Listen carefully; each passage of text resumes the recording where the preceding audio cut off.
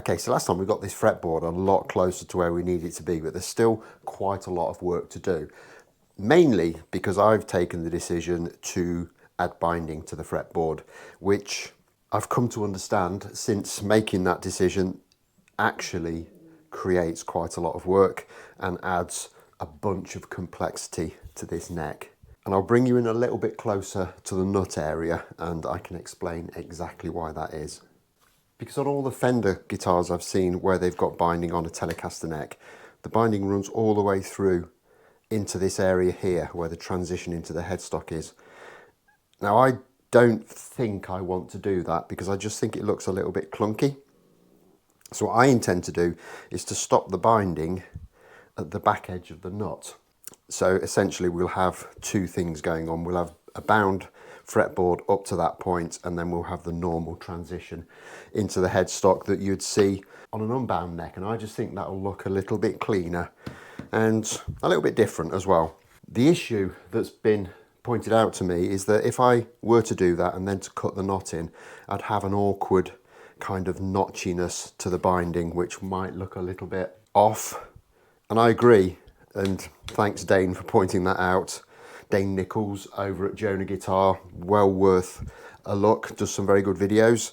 So instead, what I've decided to do is I am going to run that binding through to the back edge of the nut, but I'm not going to cut into it when I install the nut. I will notch the nut out so it fits inside. I'm not sure how much of a good idea that is and how much more work I'm going to make for myself, but I think that will give me the cleanest look and will kind of make it look like a custom built guitar. The additional time in doing that would kind of rule it out in a mass production situation, so that will give it a nice kind of custom made look. And of course, additional to all that, we've got all the other tasks that we need to complete on the neck and fretboard, such as radiusing, putting the frets in, position markers, etc. So there's a whole lot of complexity involved in this, which means I need to pay some real attention to my order of operations, because there's quite a few things I could do here which would make the following stages quite difficult. And I did say in the last episode that I thought I was in a position where I could actually glue the fingerboard on now and start working my way through those operations. However, I am not utterly convinced that that is the case. So just to be on the safe side, I'm not going to glue it in just yet. I am going to do all of the things that I need to do in the next few operations by sticking it in position with the good old-fashioned super glue and masking tape trick, so that I have got a reversible bond should I have made a mistake and forgotten to do something. So without further ado, I'm going to get this stripped down, get the truss rod out, get it stuck back in position with super glue and masking tape, and then we can start to look at first trimming the fretboard flush to the neck so it fits nicely, and then marking out for where I want my binding channel to start and stop, and we can route out for that as well.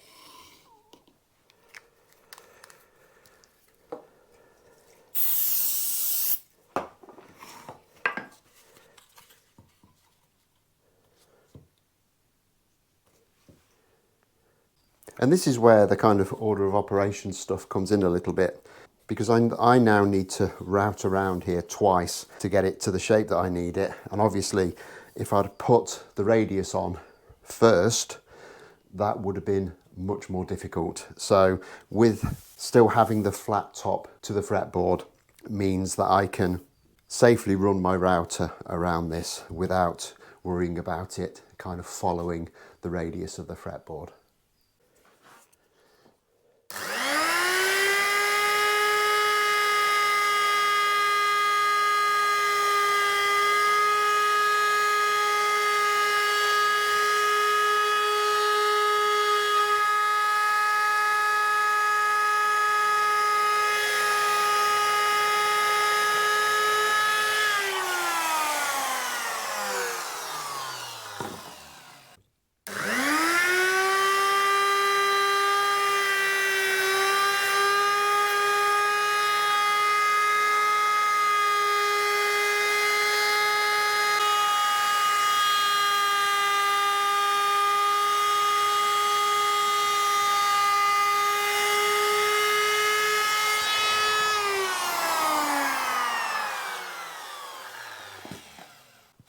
And now what I've done is I've swapped out the original flush trimming bearing, which was about 12.5mm, for these two smaller ones, which are 9.5mm, which with some quick maths will determine that we've got a 3mm difference. If we halve that, we've got 1.5, which is the distance from the edge of the cutter to these new smaller bearings, which will give us a rebate along this edge of the 1.5mm that we need to fit our binding. However, unlike the flush trimming operation I've just done, I don't want to come all the way through here with this next pass, because that's obviously going to make this wood here too small. So I need to stop pretty close to the nut slot. And this is why it's a good idea not to glue the board down, because that means I can take this off and I can use a saw and finish off that binding channel with the board off the neck.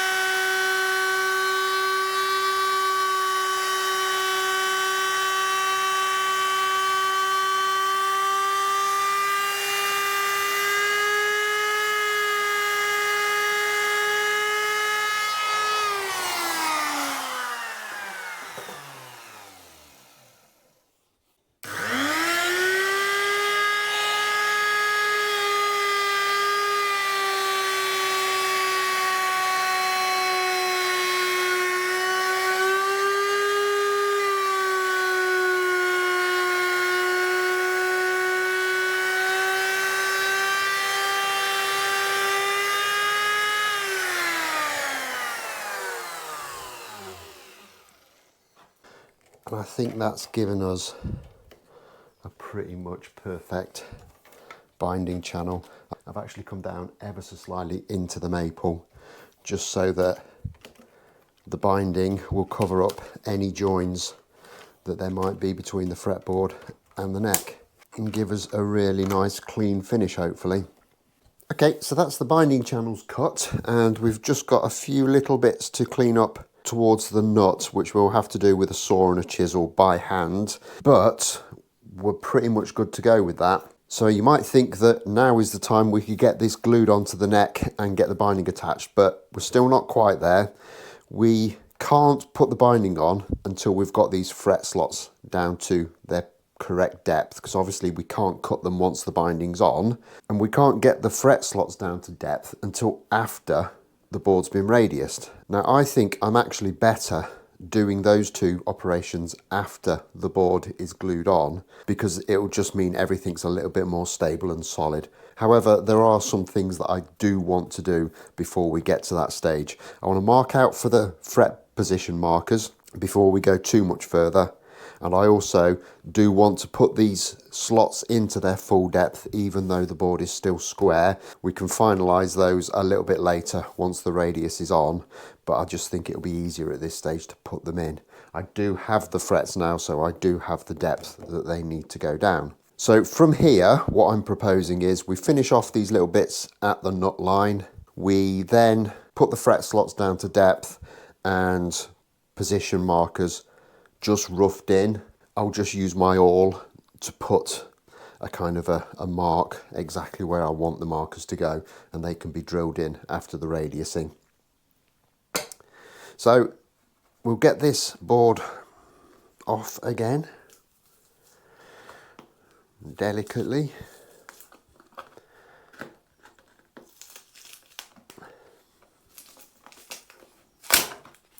And just finish off these little bits here. And I just think the best way I can do this is to very delicately take a sharp chisel and just work that material out.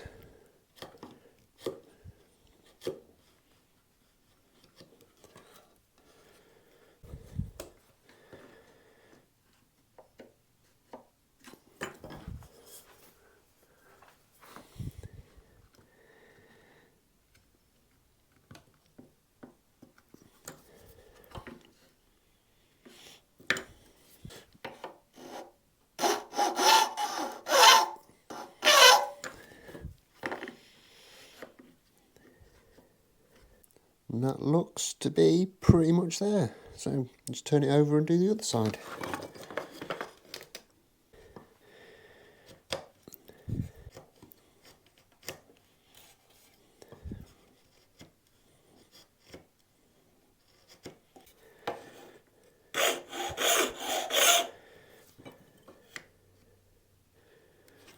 And with that done, I've set the saw up just by measuring the tang on one of my frets with the calipers, and then using that to transfer the measurement across to the guide on the fret slotting saw.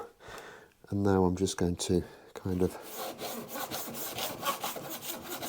work my way down the board and make sure that we've got those slots to depth.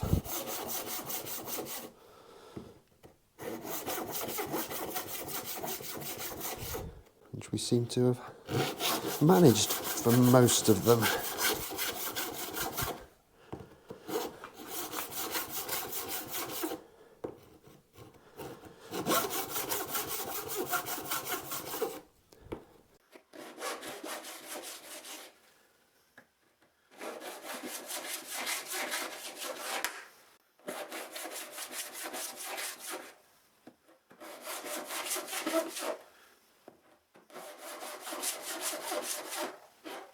And with that done, I'm going to take this template and a white pencil, and I'm just going to mark on the fretboard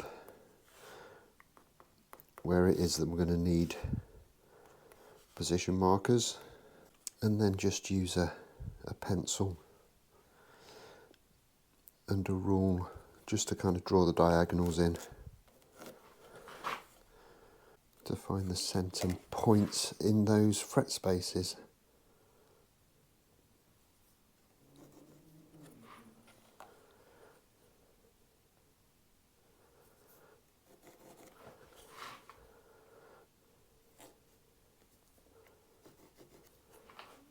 And then with those marked and double checked, I'm just going to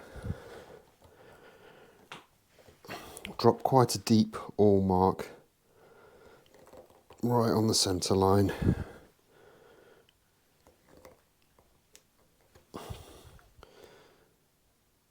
Where the X meets it. And then at the 12th fret position, I'm just going to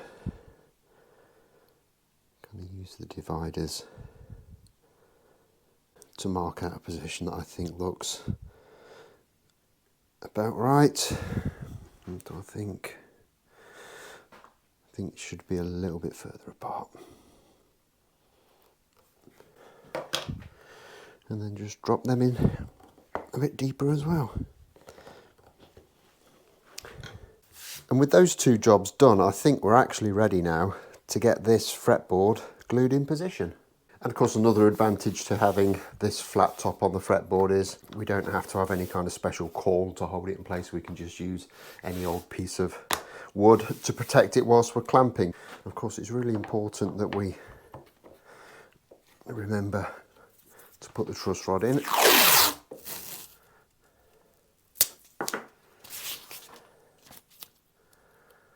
I'm just going to cover that up a little bit. Strip of masking tape.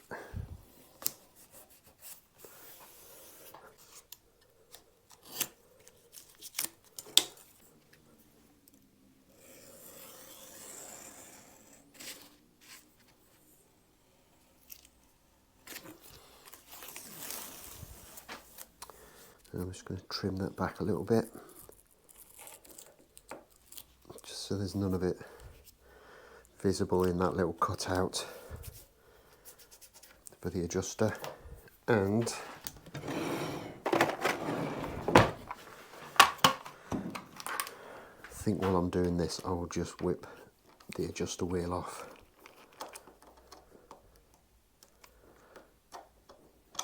Just in case. And from there, it's just a case of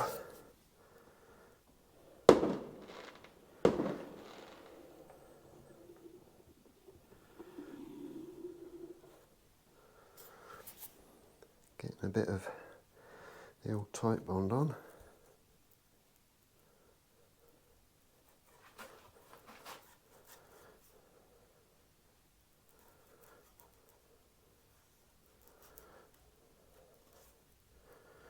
Now I am fully expecting when I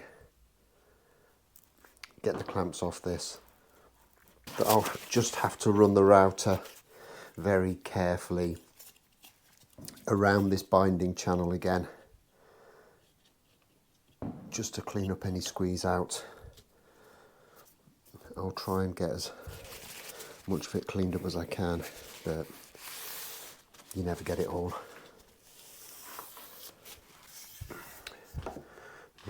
Like I say, I've just got a piece of MDF to act as a caul.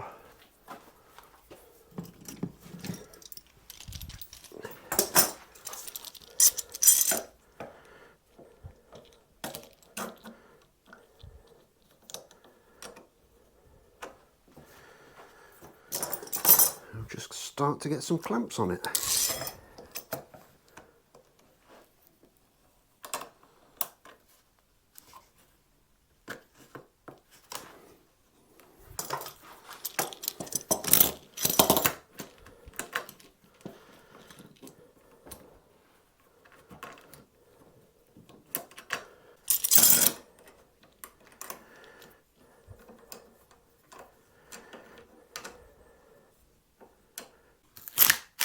I can take it off that bit of wood.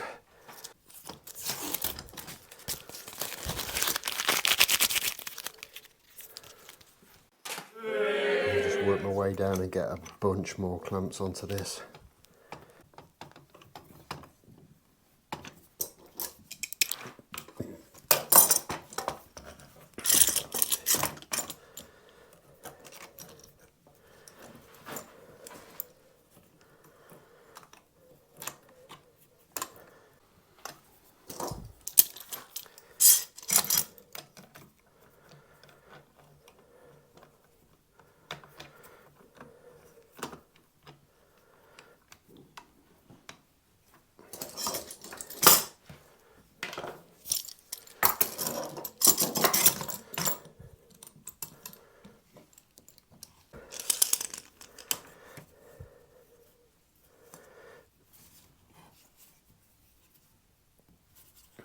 And there it is, all clamped up. So I'm going to try and clean up some of the squeeze out as best I can, and then I'll leave this for a few hours to let the glue dry, and then we can get out the clamps and see how we've done. However, that's going to be for the next episode. I'm going to leave this one here. So as always, don't forget to hit that like button if you've enjoyed this, subscribe if you haven't already done so, and I'll look forward to seeing you soon.